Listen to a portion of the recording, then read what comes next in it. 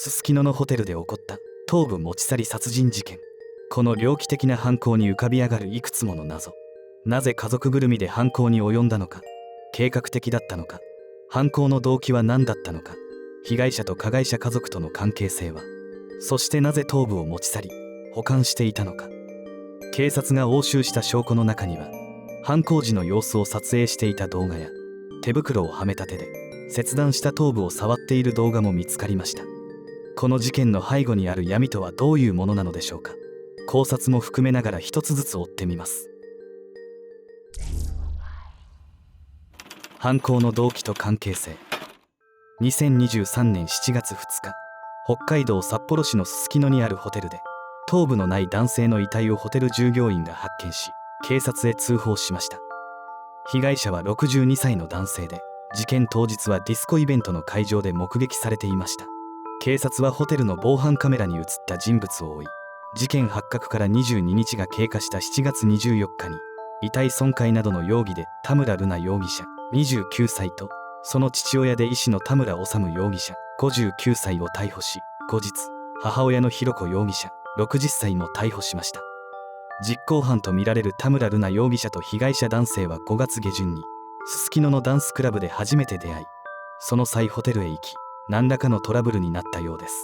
そのトラブルとは不同意性交であると言われています。また瑠奈容疑者は被害者男性に何らかの動画を撮られていたようで、その関係で彼と複数回会っていた可能性があります。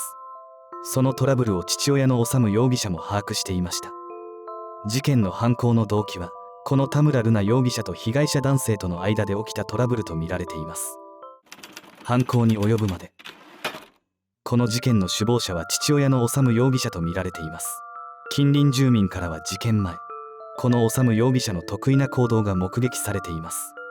修容疑者は精神科医で、普段は物静かで仕事熱心な医師だったようですが、ある時から毎日のように自宅の玄関先でカップラーメンやコンビニの弁当を立って食べていたという証言があり、この行動にも被害者とのトラブルが関係していたと考えられています。それは事件前に被害者男性が一家の住む自宅に押しかけたことがあるそうで、再び彼が自宅に押しかけてきたとしてもすぐに対応できるよう自宅前に止めた車の中でコンビニ弁当などを食べながら警戒し、娘に会いに来る被害者男性から守ろうとした行動とみられています。被害者男性が一度解決していたトラブルを蒸し返して逆ギレしてきた修容疑者は警察の取り調べでそう語っているそうです。子供を守ろうとするその愛情がこの悲惨な事件を生んでしまったのでしょうか。そう考えるととても悲しくなります。事件前に修容疑者は瑠奈容疑者と共に小売店で犯行に使用するノコギリやナイフ、スーツケースや金髪のウィッグ、おもちゃのような手錠まで複数回に分けて購入していたことが判明しています。また事件現場まで修容疑者が車で瑠奈容疑者を送迎していたことも防犯カメラで確認されていて、事件現場からは被害者の指紋以外は見つからなかったようです。これは手袋で犯行を実行し、その後室内を拭き取ったとみられ、このことからこの事件は瑠奈容疑者が衝動的に起こしたものではなく計画的な犯行として位置づけられています。そして母親の弘子容疑者もこの計画段階から犯行を認識していたとみられています。誰かがどこかでブレーキを踏めなかったのでしょうか。その疑問を紐解くためにはこの家族の在り方を見ていく必要があるのかもしれません。田村一家。田村瑠奈容疑者は1994年精神科医の修容疑者と旭川の美術館で働いていた弘子容疑者との間に生まれました。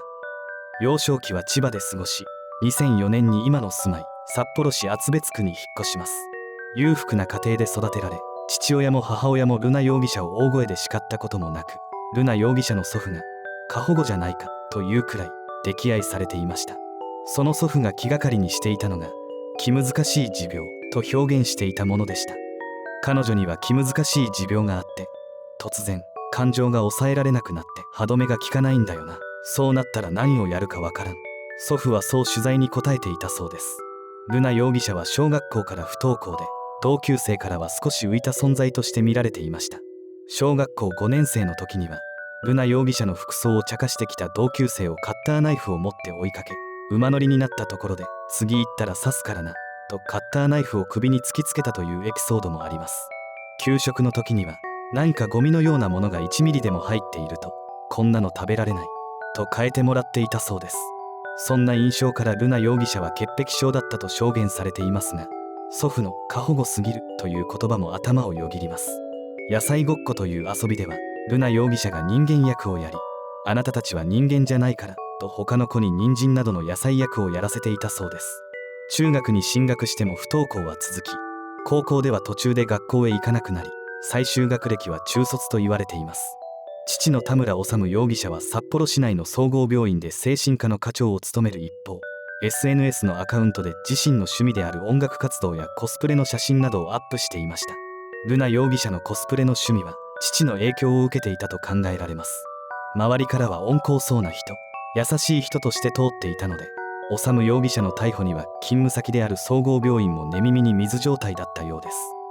母の弘子容疑者は修容疑者と結婚する前は美術館の学芸員として従事していました。植物や生き物が好きで、夫と共にガーデニングや昆虫を飼育する心穏やかな女性だったようです。美術館の学芸員だったこともあり、年賀状では自身の描いたアマビエの絵を添えて送るなどの一面もありました。幸せそうに見えた家族がなぜ父、母ともに娘である田村瑠奈容疑者を溺愛するあまり、いつの間にか歪んだ正義が目の前に出来上がってしまい、家族が一つになって一家で犯行に及んだのかもしれません。それはこの3人にとっては自然な流れとして、頭部を持ち去った心理。金髪のウィッグをつけ、背中にはリュックを背負い、スーツケースを引いている瑠奈容疑者と見られている防犯カメラの映像。このスーツケースの中に被害者の頭部が入っていたと見られています。頭部を持ち去った理由として考えられているのが2つあります。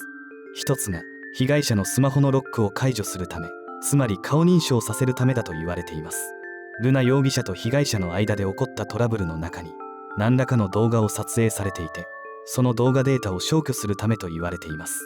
けれどこの理由には説明できないものがあり、それは警察が家宅捜索した際にまだ頭部を保管をしていたという点です。頭部は腐敗が進んでいて、身元を判別するには歯型を取らないといけない状態でした。動画データを消去することが目的だったとしても、腐敗が進んだ頭部を保管しておくのは犯人としてはリスキーであり、証拠となるためすぐに処理するというのがセオリーのはずです。けれどそのような状態でも保管していたということに2つ目の理由が挙げられています。それは記念品として保管していたという推察です。家宅捜索でその頭部を発見された際、捉えた獲物を誰にも渡してなるものかという具合に瑠奈容疑者が大事にしていた様子が見受けられたというのです。手袋をはめた手で切断した頭部を触っていたのも瑠奈容疑者と見られています。その時彼女はどのような気持ちだったのでしょうか。自分の中には何人もの人格がある。犯行はその中の一人がやった。瑠奈容疑者が供述した言葉です。この犯行は計画的であり、父の修容疑者は逮捕後のことも考えていたのではないかと言われています。気難しい持病。祖父の証言の中にあった言葉です。それは瑠奈容疑者の乖離性同一症を指していました。修容疑者は瑠奈容疑者が実行犯であれば判断能力や責任能力を問われず公判請求されない可能性が十分にあり、措置入院程度になるのではないか。もし自分が実行犯になれば娘や妻の生活を支えていくことが困難になってしまうという考え方です。この事件には LGBT や LGBT 法、乖離性同一症などあらゆる社会問題が背景で絡み合っていると言われています。この事件を通し改めて考えさせてくれるような報道を望んでいます。このチャンネルでは世間に大きな影響を与えた事件を取り扱い、そこから浮かび上がってくる社会問題や私たちにできること、そして人としての在り方を見つめていくことを目的としています。チャンネル登録、高評価いただけますと嬉しいです。ご視聴ありがとうございました。